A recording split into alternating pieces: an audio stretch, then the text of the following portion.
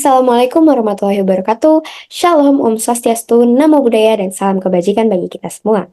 Perkenalkan, saya Anissa Salsabila dengan NIM 1100012214076.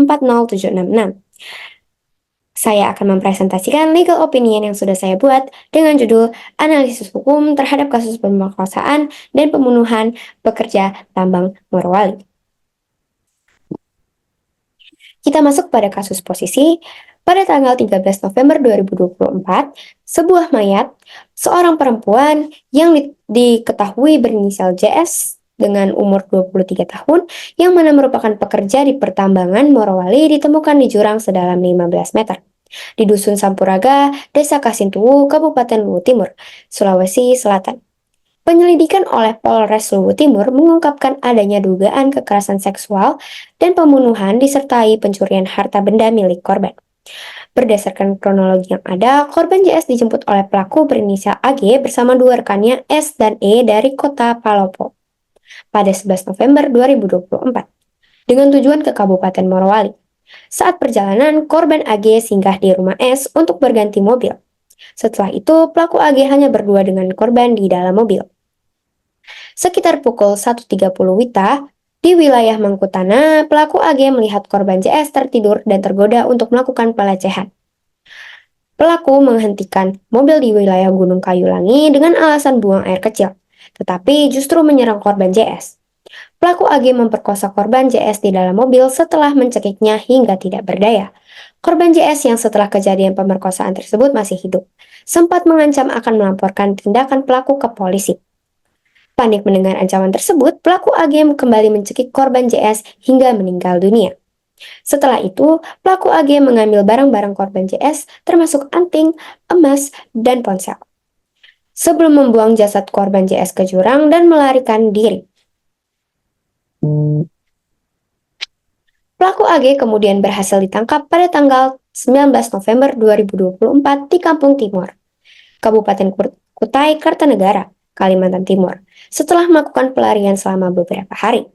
Penangkapan dilakukan oleh tim gabungan dari Polda Sulawesi Selatan, Polres Luwu Timur, dan Polda Kalimantan Timur. Setelah dilakukan proses autopsi, hasil autopsi menunjukkan korban JS mengalami luka memar pada kepala, payudara, pinggang, dan paha. Selain itu, ditemukan robekan pada selaput darah yang mengindikasikan kekerasan seksual. Jenazah korban JS diperkirakan telah meninggal 4 hari sebelum ditemukan. Selanjutnya, ada pun isu hukum yang akan saya bahas dalam legal opinion saya. Yang pertama, bagaimana penjatuhan hukum kepada pelaku sesuai dengan ketentuan Kitab Undang-Undang Hukum Pidana atau KUHP. Yang kedua, bagaimana pengaturan perlindungan hak-hak korban dan upaya dalam menuntut pelaku.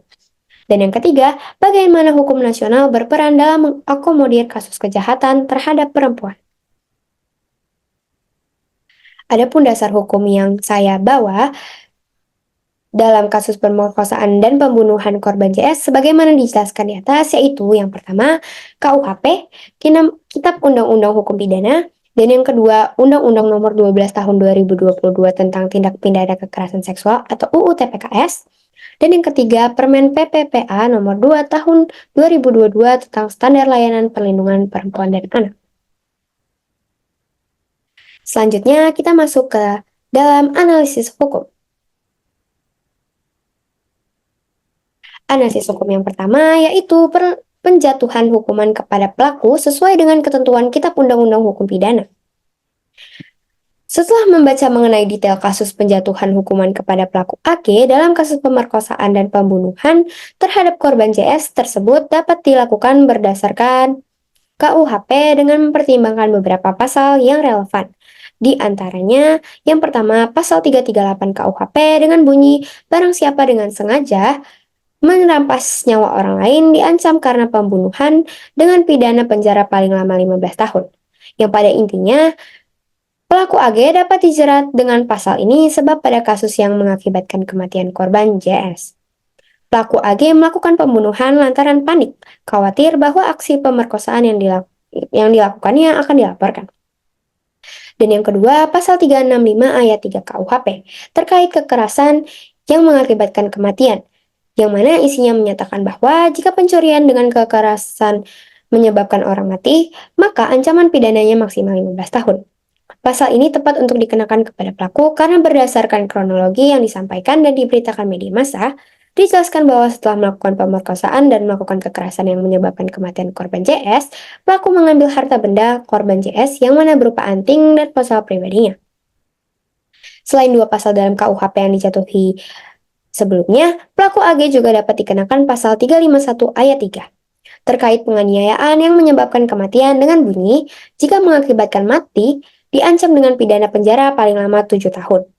Apabila dikaitkan dengan kasus yang menyebabkan tewasnya korban JS tersebut, laporan hasil autopsi yang dilakukan oleh kepolisian menemukan adanya luka-luka pada tubuh korban, seperti memar di bagian kepala, pinggang, dan paha. Berita media massa juga menyebutkan bahwa pelaku AG mencekik korban JS hingga meninggal dunia. Bukti-bukti berupa luka tersebut dapat dijadikan sebagai bukti dan dasar adanya penganiayaan yang dilakukan oleh pelaku AG sebelum korban JS meninggal. Masuk kepada analisis hukum yang kedua, yaitu pengaturan perlindungan hak-hak korban dan upaya dalam menuntut pelaku. Secara umum, dalam kasus kekerasan seksual, korban diartikan sebagai orang yang mengalami penderitaan fisik, mental, kerugian ekonomi, dan atau kerugian sosial yang diakibatkannya adanya kekerasan seksual. Sementara keluarga korban adalah orang yang memiliki hubungan darah dalam garis lurus ke atas atau ke bawah, dan garis menyamping sampai derajat ketiga orang yang mempunyai hubungan perkawinan, atau orang yang menjadi tanggung saksi dan atau korban. Adapun hak korban kekerasan seksual terdiri dari penanganan, perlindungan, hingga pemulihan. Pada kasus pemerkosaan dan pembunuhan yang menimpa korban JS, hak korban tetap dilindungi walaupun korban telah meninggal dunia. Keluarga korban JS sebagai ahli waris JS tetap memiliki hak untuk melakukan tuntutan hukum dan memperoleh keadilan. Pasal 5 UU TPKS menyatakan bahwa korban atau ahli warisnya berhak atas keadilan melalui proses hukum yang transparan dan adil. Selain itu, hak untuk mendapatkan restitusi atau ganti rugi dapat diajukan oleh keluarga korban JS kepada pelaku AG selama proses peradilan pidana ini berlangsung. Hal ini diperkuat pula dengan bunyi pasal 48 UU TPKS yang memberikan hak bagi keluarga korban untuk mengajukan tuntutan restitusi berupa ganti rugi material dan imaterial akibat tindak pidana tersebut. Dan menurut pasal 71 UU TPKS, keluarga korban juga memiliki hak dari negara. Adapun hak dari keluarga korban kekerasan seksual yang diatur dalam UU TPKS meliputi 1. Hak atas informasi tentang hak korban, hak keluarga korban, dan proses peradilan pidana sejak dimulai pelaporan hingga selesai masa pidana yang dijalani terpidana.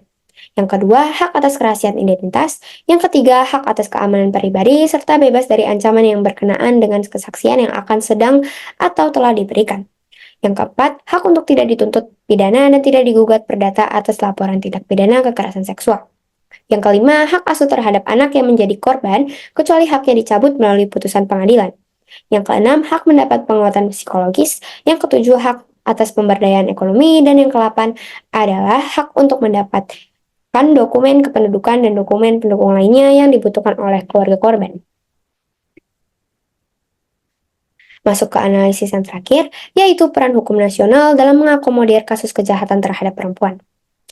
Disahkannya Undang-Undang Nomor 12 Tahun 2022 tentang Tindak Pidana Kekerasan Seksual atau UU TPKS pada 12 April 2022 lalu merupakan angin segar dalam proses penegakan hukum di Indonesia.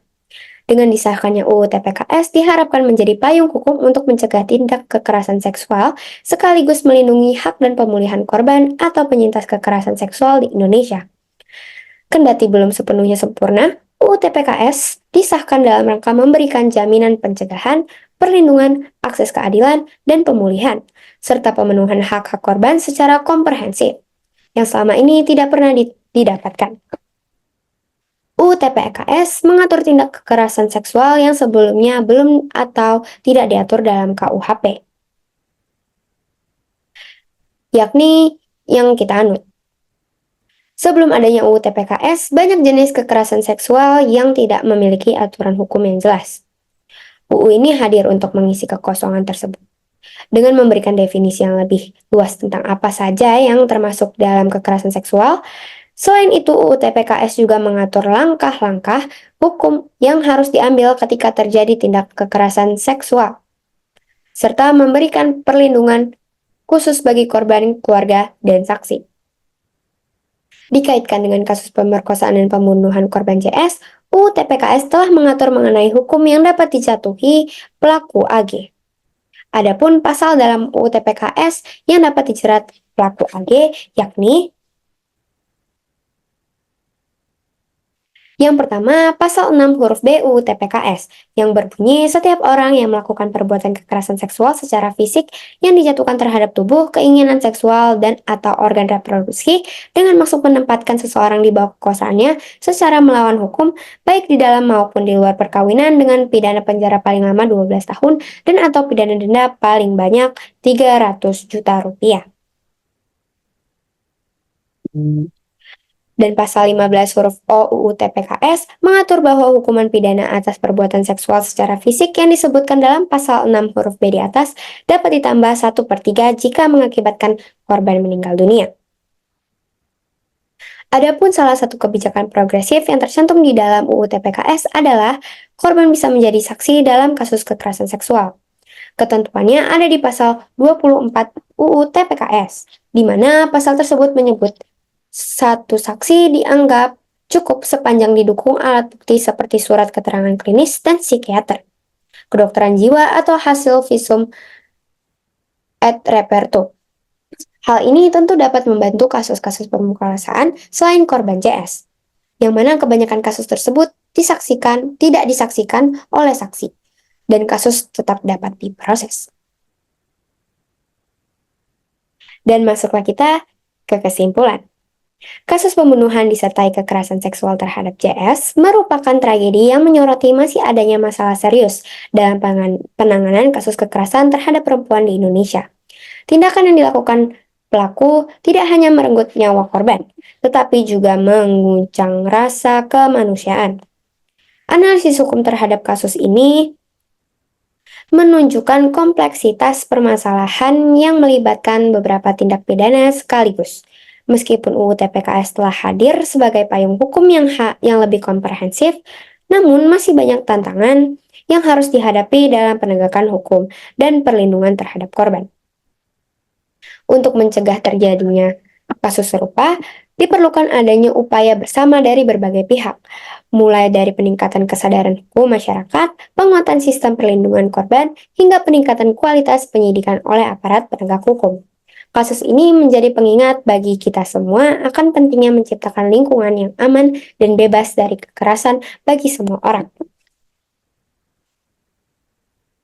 Sekian presentasi yang dapat saya sampaikan. Kurang lebihnya mohon maaf. Wassalamualaikum warahmatullahi wabarakatuh. Shalom, Om Swastiastu, Namo Buddhaya, dan salam kebajikan bagi kita semua.